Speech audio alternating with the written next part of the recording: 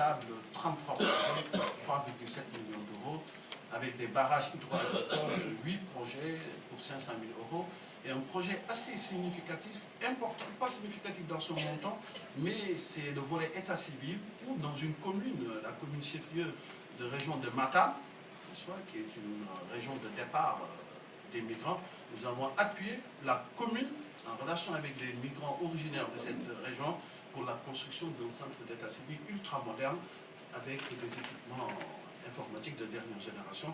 Et tout cela s'est évalué à 15,45 millions d'euros, soit 10,1 milliards de francs CFA. On a quelques enseignements sur ce volet et qui nous permet aujourd'hui d'avoir des atouts avec une responsabilisation financière des associations locales dans la mise en œuvre des projets, une modélisation des infrastructures, une compétitivité en termes de coûts et de qualité des réalisations, mais surtout une reconnaissance de l'acteur migrant comme acteur de développement, avec une légitimité auprès des communautés d'origine et une capacité accrue de mobilisation d'acteurs et de ressources en France et au Sénégal, grâce à l'appui des collectivités locales, des ONG, fondations et cela nous permet d'avoir une bonne courbe, précédemment, une bonne courbe de l'évolution de mobilisation des partenaires. En 2009, on a pu mobiliser que 7 880 euros. Et en 2013, nous en sommes à 302 548 euros mobilisés auprès des collectivités locales, ici en France, ou de fondations ou d'ONG françaises. Idem également pour la contribution de l'État du Sénégal. En 2005, c'est 228 000 euros que l'État du Sénégal avait mobilisé en contrepartie. En 2014, l'État du Sénégal a mobilisé 854 000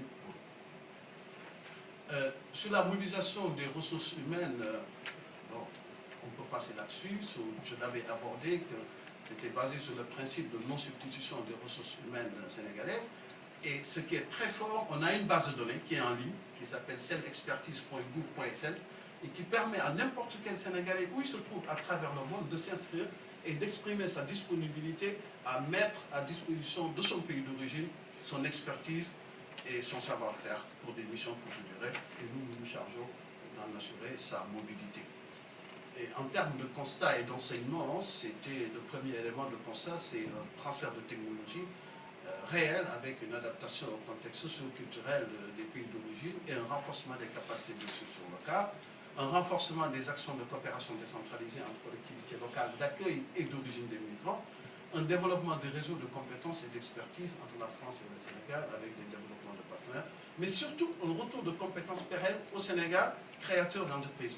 On a fait venir des experts qui, à l'issue de leur mission, nous ont dit « appuyez-nous, on veut rester au Sénégal pour monter notre business ». Constat sur la mobilisation des ressources humaines, on a donc tout à l'heure dit le volontariat de solidarité pour le développement et qui nous permet de mobiliser des jeunes diplômés ou bénéficiant de compétences avérées issues de la deuxième et troisième génération de ressortissants sénégalais établis en France pour participer au développement économique et social du Sénégal à travers une action de volontariat. En termes d'enseignement sur ce volet, c'est la mobilisation des jeunes dans le secteur de l'éducation, de la santé, d'éthique, de la communication.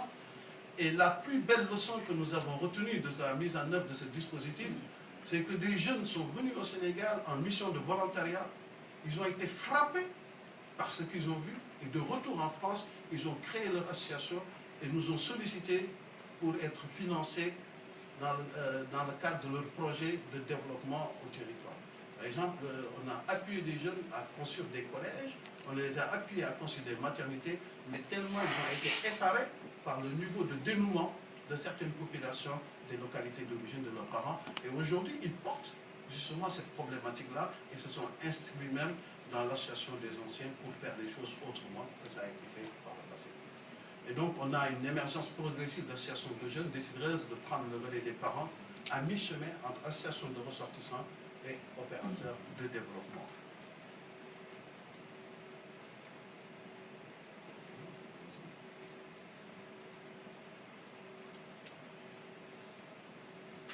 Enfin, nous avons donc que la migration est partenariat au nord et au sud avec des collaborations innovantes dans la coopération nord-sud. Ça, ce sont des leçons apprises. que les associations de migrants représentent un levier privilégié auprès des collectivités locales d'accueil pour l'appui au développement des régions d'origine. La valorisation et la prise en compte de l'acteur migrant est à la base du renouvellement de beaucoup d'actions de coopération décentralisée et de solidarité internationale. Nous en voulons pour preuve la dernière convention qui a été signée entre les Yvelines et la région de Matam, qui a inclus la FADERMA comme partenaire essentiel donc, de la mise en œuvre de cette convention. La FADERMA, c'est l'association des ressortissants de la région de Matam, qui est basée à Mantes-la-Jolie. Mais également, on s'est rendu compte que les migrants se mobilisent sur des projets qui contribuent à l'accomplissement des tâches et compétences dévolues aux collectivités locales au sud. Et également, l'autre leçon, c'est le soutien à la promotion d'une économie numérique autour des centres types que nous avons réalisé dans 6 chefs-lieux de région. Enfin, je termine sur ces perspectives avec 2014-2016, la phase 2 du PSD, avec la signature d'une convention de financement de 2 millions d'euros à Dakar le 22 novembre dernier pour une durée de 3 ans. On a introduit également une nouvelle thématique, c'est le plus de cette nouvelle génération du PSD, pour nous lancer vers un investissement productif collectif des migrants. Aujourd'hui, les migrants ont cessé de donner leur preuve de leur capacité à soutenir le développement local de leur région d'origine. Nous voulons justement nous appuyer sur cette force, cette opportunité, pour en faire maintenant des sociétés d'investissement. Nous avons des associations ici de 3000 ressortissants. Et on se dit qu'avec ces 3000 ressortissants, si chacun met 1000 euros d'épargne, ça fait 3 millions. Ils peuvent monter des sociétés d'investissement, financer l'agriculture mécanisée. Et de ce point de vue, c'est l'occasion pour moi de remercier l'Agence française de développement qui nous a appuyés justement dans un travail fondamental d'identification des niches d'investissement pour ces investissements collectifs. Et ça, ce sera le plus, en tout cas, du prochain programme que nous allons mettre en œuvre. Mais également, nous allons nous investir dans la valorisation et la capitalisation des expériences et des pratiques des migrants, mais également sur des projets thématiques régionaux, de sortir de l'espace villageois pour aller vers un espace régional. Par exemple, dans la région nord du Sénégal, la région de Matam, le PSD a construit 7 lycées de dernière génération. Aujourd'hui, avec l'ensemble des ressortissants de la région de Matam, nous voulons aller vers un institut supérieur de formation professionnelle, type université, pour permettre à la région de garder ses bacheliers, n'est-ce pas, en leur donnant des compétences accrues qui peuvent accompagner le développement de la région d'origine, particulièrement dans le domaine de l'agriculture et dans le domaine de la transformation des produits agricoles. Voilà. Maintenant, au moment de terminer, je voudrais également lancer le débat sur la durabilité de toutes ces actions.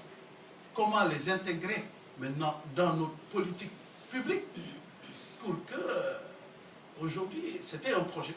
Pendant 10 ans, nous avons eu à travailler avec des partenaires. Quelle sera la suite, justement, de tout cela? Est-ce qu'il faut aller vers la mise en place de structures adaptées, opérationnelles, parce que nos compatriotes sont très pressés. Quand ils vous saisissent, quand ils viennent vous voir pour vous dire que notre village a soif, ils vous laissent un délai très court, n'est-ce pas, Michel? Si dans les 4 mois, vous n'avez pas réalisé son projet, mais il vous laisse de côté, vous perdez toute votre crédibilité. Donc on doit avoir des dispositifs qui ont des ressources financières bien approvisionnés, mais également qui soient très réactifs et qui soient de proximité pour pouvoir toucher tous nos compatriotes. En tout cas, merci beaucoup pour votre aimable attention.